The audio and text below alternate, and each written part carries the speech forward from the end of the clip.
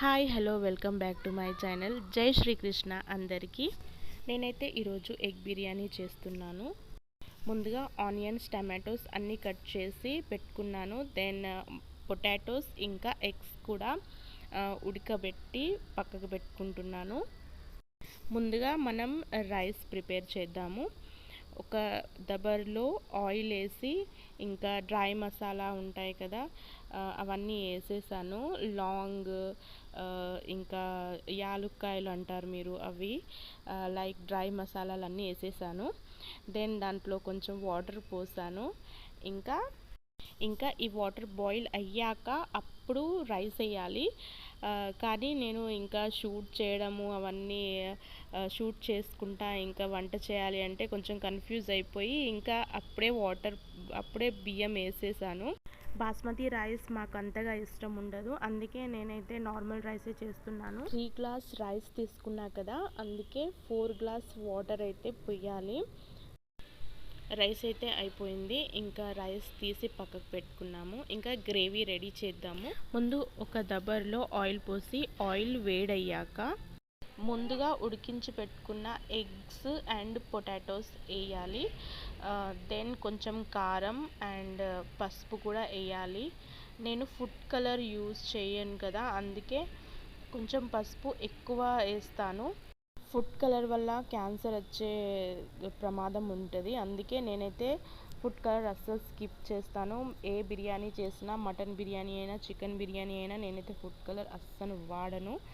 Potatoes eggs కొంచెం fry చేశాక ఇంకా తీసి పక్కకు పెట్టుకోవాలి. ఇంకా మేము మసాలా, గరం మసాలా, ఇంకా ధనియా పౌడర్, అన్ని మసాలాస్ మేము ఇంట్లోనే ప్రిపేర్ చేసుకుంటాము.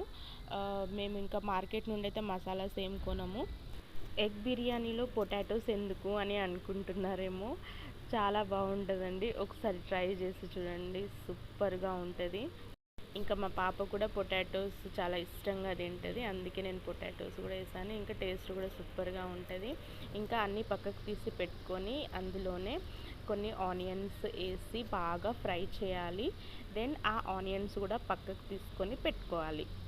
నేను మసాలాస్ ఎక్కువ వేసినప్పుడు కర్డ్ కూడా కొంచెం ఎక్కువనే వేస్తాను, ఎందుకంటే ఇంకా బ్యాలెన్స్ అయిపోద్ది కదా, డైజెషన్ ప్రాబ్లం, స్టమక్ పెయిన్ అట్లా రాకుండా ఉంటుంది. సో ఇంకా ఆనియన్స్ ఫ్రై అయ్యాక పక్కకు తీసి పెట్టుకొని మళ్ళీ ఆయిల్లో ఆనియన్స్ వేయాలి. దెన్ నేను జీరా, ఇలాయచీ, లాంగ్ అవి కూడా వేసేసాను. వేసి బాగా ఫ్రై చేసి తర్వాత టమాటోస్ కూడా వేసి ఫ్రై చేసి ఇంకా సాల్ట్, గరం మసాలా, ధనియా పౌడర్, మళ్ళీ ఇంకా కొంచెం పసుపు వేసి బాగా మిక్స్ చేయాలి. కర్డ్ వేసాక కొంచెం సేపు ఉడకనివ్వాలి. నేను కుకింగ్ చేసేటప్పుడు వీడియో షూట్ చేయాలి అనేసి నేను కన్ఫ్యూజ్ అయిపోయి కొంచెం జింజర్ పేస్ట్ వేయడం అయితే మర్చిపోయాను. ఆనియన్ ఫ్రై అయ్యాక మీరైతే కొంచెం జింజర్ పేస్ట్ వేసేయండి. ఇప్పుడు జింజర్ పేస్ట్ వేస్తే చాలా చండాలంగా ఉంటుంది, సో నేనైతే ఇంకా స్కిప్ చేసేసాను. ఇప్పుడు బాగా మిక్స్ చేసుకొని బాగా ఉడికించుకోవాలి. ఇంకా పొటాటోస్, ఎగ్స్ కూడా మిక్స్ చేసి కొంచెం సేపు సిమ్లో పెట్టి బాగా ఉడికించుకోవాలి. వ్యూవర్స్కి ఒక హెల్దీ టిప్ చెప్పకపోతే అసలు వీడియో చేసి కూడా ఏం ప్రాఫిట్ ఉంది ఏం అని అనిపిస్తుంది నాకైతే. సో యాసిడిటీ ప్రాబ్లం, ఇండైజెస్ట్ ప్రాబ్లం ఉన్న వాళ్ళనైతే జీలకర్ర, వాము వాటర్లో వేసి బాగా బాయిల్ చేసుకొని మార్నింగ్ పడిగడుపున తీసుకున్నట్టయితే మీకు తొందరగా ఇండైజెషన్ ప్రాబ్లం సాల్వ్ అయిపోతుంది. ఇంకా యాసిడిటీ ప్రాబ్లం కూడా సాల్వ్ అయిపోతుంది. ఇంకా మీకు వెయిట్ లాస్కి కూడా చాలా హెల్ప్గా ఉంటుంది. ఇంకా మన పొటాటోస్, ఎగ్స్ అయితే బాగా ఉడికేసాయి చూడండి, ఆయిల్ కూడా పైకి వచ్చేసింది. ఇప్పుడు మనం వండి పెట్టుకున్నాం కదా రైస్, ఆ రైస్ దాంట్లో వేసేసి నేను అంత రైస్ ఒకేసారి వేసేస్తున్నాను. లేయర్గా కూడా వేయచ్చు, కానీ అట్లా ఏముండదు, తర్వాత మనం తినేటప్పుడు కూడా మిక్స్ అవుతుంది కదా అనేసి అంతా ఒకేసారి వేసేసాను.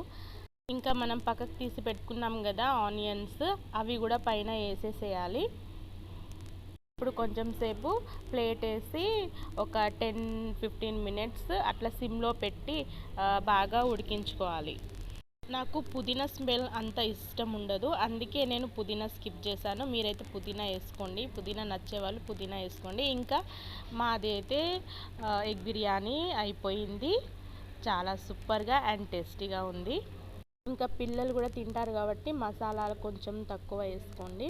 మీరు నా ఛానల్ సబ్స్క్రైబ్ లైక్ చేస్తే ఇంకా ఇంకా వీడియోస్ చేయాలి అని నాకు కాన్ఫిడెన్స్ ఉంటుంది కదా. సో ఈ వీడియో నచ్చితే ప్లీజ్ సబ్స్క్రైబ్ చేయండి.